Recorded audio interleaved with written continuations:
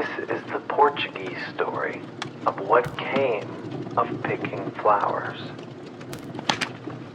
There was once a woman who had 3 daughters whom she loved very much. One day the eldest was walking in a water meadow when she saw a pink growing in the stream. She stooped to pick the flower, but her hand had scarcely touched it when she vanished altogether. The next morning, the second sister went out to the meadow to see if she could find any traces of the lost girl. And as a branch of lovely roses lay trailing across her path, she bent down to move it away, and in so doing, could not resist plucking one of the roses. In a moment, she too had disappeared. Wondering what could have become of her 2 sisters, the youngest followed in their footsteps and fell a victim to a branch of delicious white jasmine. So the old woman was left without any daughters at all. She wept and wept and wept all day and night, and went on sleeping so long that her son, who had been a little boy when his sisters disappeared, grew up to be a tall youth. Then one night he asked his mother to tell him what was the matter. When he had heard the whole story, he said, "Give me your blessing, Mother, and I will go and search the world till I find them." So he set forth, and after he had traveled several miles without any adventures, he came upon 3 big boys fighting in the road. He stopped and inquired what they were fighting about, and one of them answered, "My lord, our father left to us when he died a pair of boots, a key, and a cap. Whoever puts on the boots and wishes himself in any place will find himself there. The key will open every door in the world, and with the cap on your head, no one can see you. Now our eldest brother wants to have all 3 things for himself, and we wish to draw lots for them." "Oh, that's easily settled," said the youth. "I will throw this stone as far as I can, and the one who picks it up first shall have all 3 things." So he took the stone and flung it, and while the 3 brothers were running after it, he drew hastily on the boots and said, "Boots, take me to the place where I shall find my eldest sister." The next moment the young man was standing on a steep mountain before the gates of a strong castle guarded by bolts and bars and iron chains. The key, which he had not forgotten to put in his pocket, opened the doors one by one, and he walked through a number of halls and corridors till he met a beautiful and richly dressed young lady, who started back in surprise at the sight of him and exclaimed, "Oh, sir, how did you contrive to get in here?" The young man replied that he was her brother, and told her by what means he had been able to pass through the doors. In return, she told him how happy she was, except for one thing, and that was her husband lay under a spell, and could never break it till there should be put to death a man who could not die. They talked together for a long time, and then the lady said that he had better leave her, as she expected her husband to be back at any moment, and he might not like him to be there.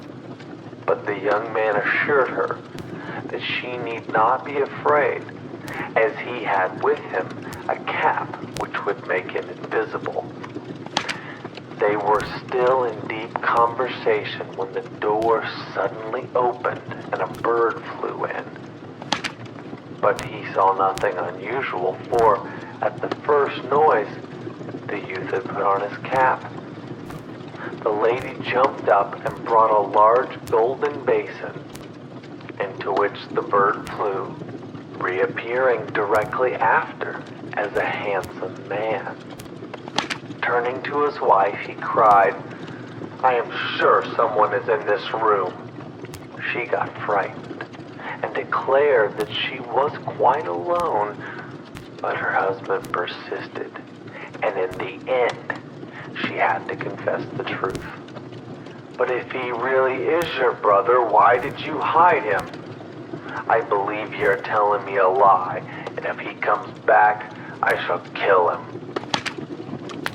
At this, the youth took off his cap and came forward.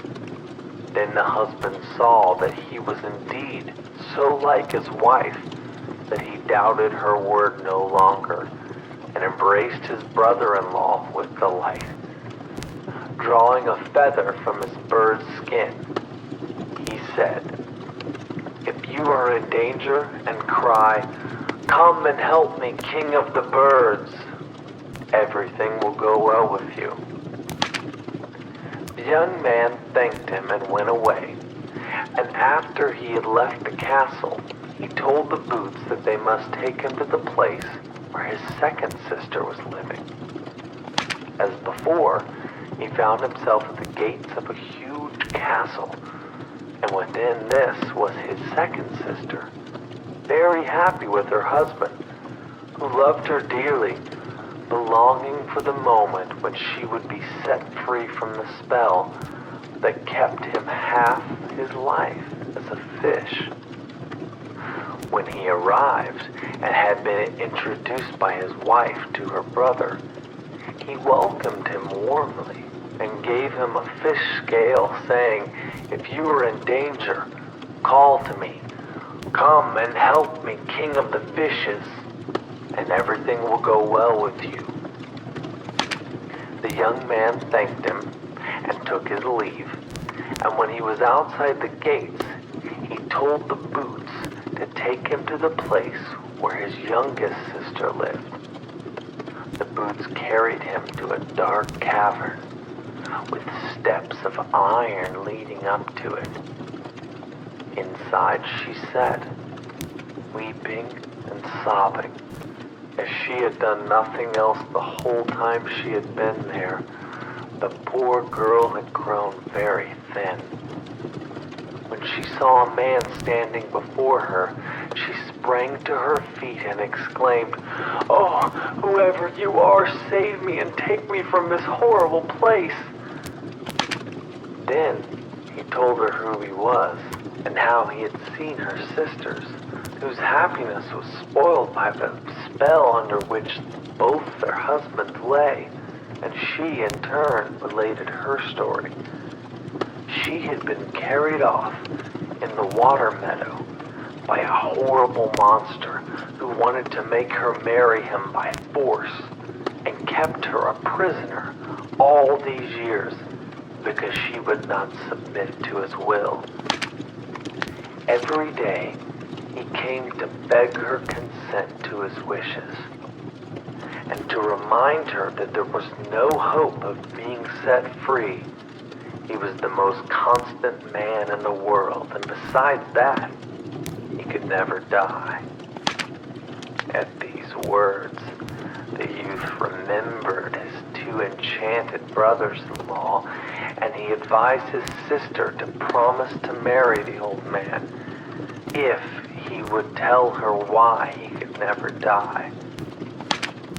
Suddenly, everything began to tremble as if shaken by a whirlwind, and the old man entered, and flinging himself at the feet of the girl, he said, "Are you still determined to never marry me? If so, you will have to sit there weeping until the end of the world, for I shall always be faithful to my wish to marry you." "Well, I will marry you," she said, "if you will tell me why it is that you can never die." Then the old man burst into peals of laughter. You were thinking how you would be able to kill me. Well, to do that, you would have to find an iron casket which lies at the bottom of the sea and has a white dove inside. Then you would have to find the egg which the dove laid and bring it here and dash it against my head. And he laughed again in his certainty that no one had ever got to the bottom of the sea, and that if they did, they would never find the casket or be able to open it.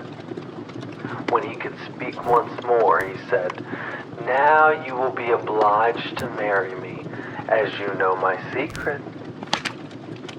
But she begged so hard that the wedding might be put off for 3 days that he consented and went away rejoicing at his victory.